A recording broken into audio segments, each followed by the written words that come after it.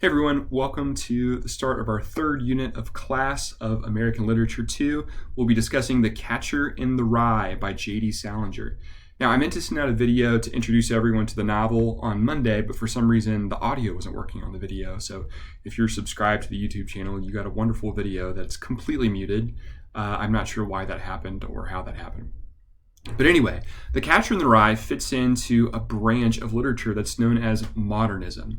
And the modernists, what they're doing in a nutshell is essentially they're seeing the world around them in the wake of things like World War I and World War II, and they're thinking that all of these ideas, philosophies, religions that they have been handed to shape and help them understand the world essentially are not working because it looks like everything around them is crumbling in the wake of war and geopolitical turmoil.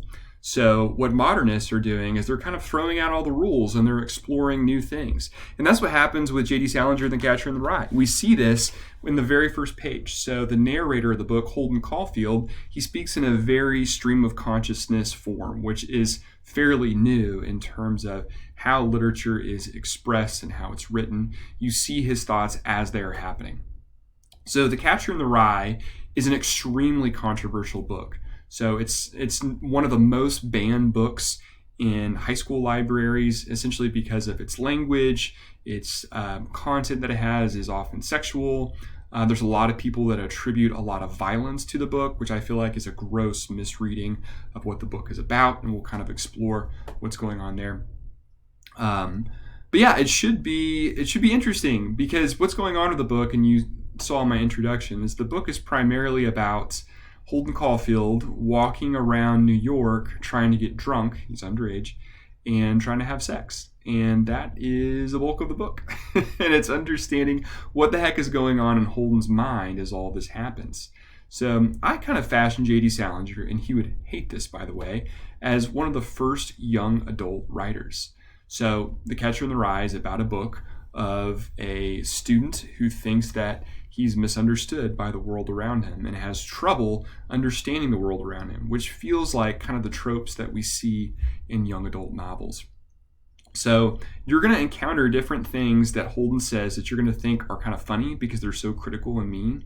And essentially, Holden Caulfield has become kind of this symbol for a lot of younger people in terms of representing the way that young people think and feel, even if we don't necessarily articulate it. And we'll explore why that is. So I'm just going to go through basically the chapters that you're supposed to read this week, kind of note some key things, some quotes here and there that kind of might give us some insight into what's going on with Holden. Okay, so from chapter 1, I'll highlight this quote. I'll just tell you about this madman stuff that happened to me around last Christmas, just before I got pretty run down and had to come out here and take it easy. I mean, that's all I told DB about, and he's my brother-in-law. He's in Hollywood. That isn't too far away from this crummy place. So this is on the first page of the book, right? And this is almost like a little throwaway paragraph, but it's important to note that there's something going on here. So I'll just tell you about all this madman stuff that happened to me around last Christmas. And that's the framing of the whole book. So what you're about to hear, this story from Holden's perspective, is madman stuff that happened around last Christmas. And he got pretty run down and had to come out here and take it easy. So be thinking about that through the book, that Holden characterized this as madman stuff and that he got pretty run down and had to come out here. So ask yourself, where is here? Where is here? This crummy place, right? So, and we know that Holden is pretty guarded in terms of revealing information about himself. We even know that his brother, DB, is not getting a whole lot of the story, just kind of conveying the basic things that are what's going on. We know that Holden really doesn't like DB's job. We know that DB works in Hollywood. He writes films. And we know that Holden pretty much just dislikes films in general. And a key aspect to that is he considers them phony. If you think about the nature of acting, what you're doing is that it's a human being, an individual, who is imitating something that they are not, right? And obviously there's a whole lot of artistic elements to it that we're not going into, but at its core, it is masking. It is an imitation of something that's not real.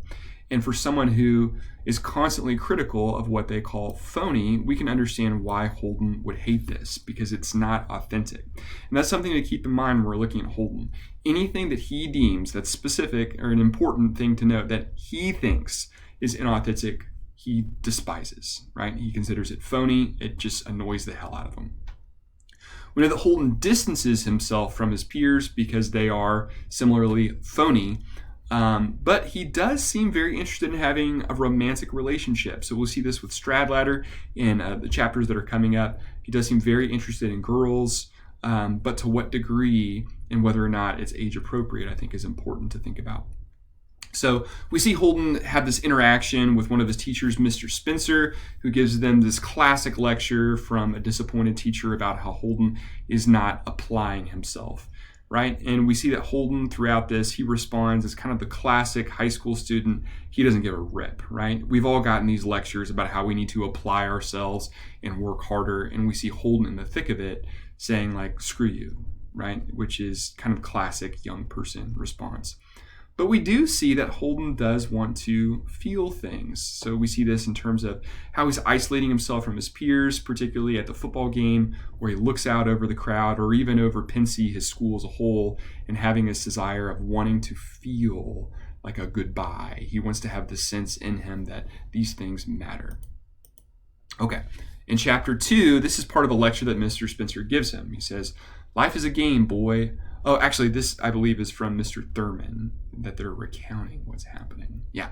So, life is a game, boy. Life is a game that one plays according to the rules. And Holden says, yes, sir, I know it is. I know it. Even though he expresses later on in his stream of consciousness thinking that he thinks that this is dumb. Like, life is not a game. Listen, this is what he says. Game my ass, some game. If you get on that side where all the hot shots are, then it's a game, all right. I'll admit that. But if you get on the other side where there aren't any hot shots, then what's a game about it? Nothing. No game. And he sees himself as being on the other side of things. So this guy that is not the hot shot, or like we see later on, one of the athletes who's popular, who things come easily to, he's not that guy. But he's mastered the art of getting adults, particularly his teachers, to think that he cares about what they're saying, which is another art form that a lot of us learn when we're young. So we're getting lectured and we're trying to convince our parents or teachers or whoever that we care about what they're saying, when really we're just trying to move on to something else, right? So we see that when Holden arrives to Mr. Spencer's wearing like this robe, and he feels really uncomfortable because he can see his old legs, and we already see already, and this is important, that Holden feels very uncomfortable with the idea of aging. We know that Holden's been kicked out of 4 different schools, so he has serious motivational problems.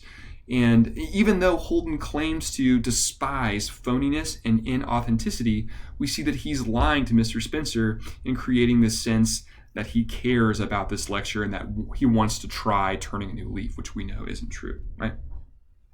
We see that Holden is paying attention to the ducks that swim around at Central Park. And this is an important symbol that's going to happen. He doesn't know where the ducks go in the wintertime. He's concerned about how their life is changing. So that's an important symbol to pay attention to. It's going to come back up. So we already talked about how Holden's all about inauthenticity and how he feels concretely misunderstood by Mr. Spencer as well as the adults that are in his life, which is a classic staple of young adult literature, right? You feel misunderstood. That's all young adult literature. A bookish kid who feels misunderstood, right? That's the template. Okay, chapter 3. Ackley took another look at my hat. Old Ackley kid, right? Up home, we wear a hat like that to shoot deer in, for Christ's sake, he said. That's a deer shooting hat. Like hell it is. I took it off and looked at it. I sort of closed one eye like I was taking aim at it. This is a people shooting hat, I said. I shoot people in this hat. This is a really interesting line, right? So we know that Holden has one of these hunting caps that has like the earmuffs that come over it with a really long bill. It becomes kind of a symbol throughout the book, so make sure you're paying attention to it too. But in my opinion, I think that this quote has been grossly misunderstood throughout the ages, in thinking that Holden is some type of like homicidal character that actually wants to kill people because of the depression that he is experiencing. And I just don't think that that's true, right? Even the guy that killed John Lennon attributed his violence to something that he found within the pages of The Catcher in the Rye, which seems like a gross misreading to me. But understand that this is why the book makes a lot of people uncomfortable. It seems as though this quote might be glorifying violence to some people, but I don't think that's true. So it seems just like a throwaway statement that Holden has, right? He's just kind of goofing around or trying to say something with shock value. So throughout the chapter, we see that Holden is lying a lot, right? He lies constantly. He just is compelled to lie over and over and over and over again. We see that Holden likes reading, which is interesting considering that he's doing so miserably in his classes. And he's drawn to the negatives in people like Ackley and his baked bean teeth, right? So Ackley's hygiene is really gross. And we also see that Holden has a flair for the antagonistic. So he knows that Ackley hates being called Ackley Kid and yet does it anyway. So Holden is kind of poking the bear here in this chapter. In chapter 4, some points of interest, we see this new roommate come in. His name's Stradlater. And Stradlater, weirdly enough, is kind of liked by Holden or admired, maybe because he's this hotshot athlete kind of guy. But Holden also thinks he's a phony. He's trying to come up with this appearance, this image that he is cleanly when we know that he's not. What's important in this chapter is we see that Stradlater is going out on a date with Jane Gallagher. Now, Jane Gallagher is a figure from Holden's past who he has all these delightfully innocent memories about, where they used to play checkers and sit together. And this is only a couple years ago. Keep that in mind, too. Stradlater doesn't seem to hold Jane in this type of idealistic mindset that Holden does. In fact, doesn't even know her name. He calls her Jean.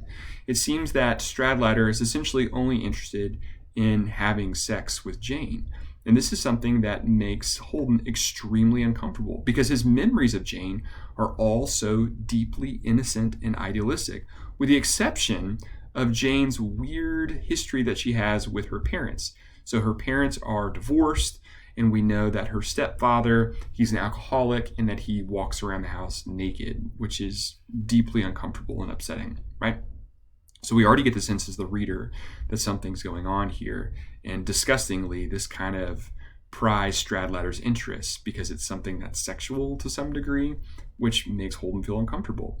We know that Jane is coming downstairs to meet Stradlater, and this is a good friend of Holden's, but he doesn't have the ability to go down and see her. He cannot act upon his own interest and feelings. And I think that's important to understand that there's conflict that's going on within Holden. He sees Jane in this particular fashion as innocent and idealistic, and seemingly going downstairs to meet this girl who could be possibly having sex with one of his roommates is something that would ruin this preserved image that he has. So in chapter 5, here's a quote we want to look at. I was only 13 and they were going to have me psychoanalyzed and all because I broke all the windows in the garage. I don't blame them. I really don't. I slept in the garage the night he died and I broke all the goddamn windows with my fist just for the hell of it. It was a very stupid thing to do, I'll admit, but I hardly didn't even know what I was doing, and you didn't know Allie. Now, this is one of the first moments where Holden is being extremely vulnerable, right? We'll come back to that here in just a second. So after this whole situation with Stradlater, we see that Holden, despite his distaste and dislike for Ackley, has this, loneliness that encourages him to invite Ackley to the movies. So it's almost like he cares about Ackley despite all the stuff that he said to us. We see that Ackley is lying about his sexual endeavors, but also has this interest in sex, kind of like Stradlater does. And we're not quite seeing that with Holden despite his age. And then we get this really interesting moment where Holden, to help Stradlater out in a way that we as a reader think is weird, he writes an essay about Allie, his younger brother, who is now deceased, who died at 11 from leukemia. He writes an essay about his brother's baseball mitt, and he wrote poetry on the mitt in green ink. And in response to this death, we see that Holden responds in a very violent way, breaking the windows, just having an incredibly difficult time with the death of his brother. And that's how he responds, in an extremely violent way at the death of this person that he loved. So already we're kind of getting this little bit of information that helps us understand what's going on with Holden. He's certainly not over this, right? We kind of get into that and understand that he's deeply feeling pain at the death of his brother. And in chapter 6, we see that Stradlater comes back. He's extremely upset about Holden's essay, even though Holden followed the rules of what Stradlater wanted, and Holden gets deeply upset and tears up the essay. Now, this is important too because we see how guarded Holden is, and that we've already gone through so many chapters and haven't experienced this with him yet. It seems kind of strange.